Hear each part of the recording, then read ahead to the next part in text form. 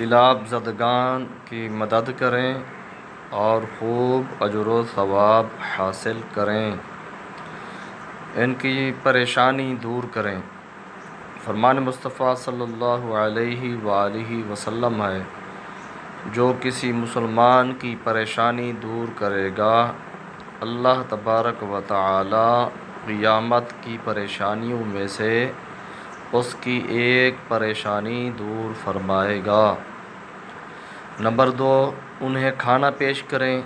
فرمان مصطفیٰ صلی اللہ علیہ وآلہ وسلم ہے، جو مسلمان کسی بھوکے مسلمان کو کھانا کھلائے گا تو اللہ پاک اسے جنت کے پھل کھلائیں گے، اور جو کسی پیاسے مسلمان کو سیراب کرے گا تو اللہ کریم اسے پاکیزہ شراب پلائیں گے۔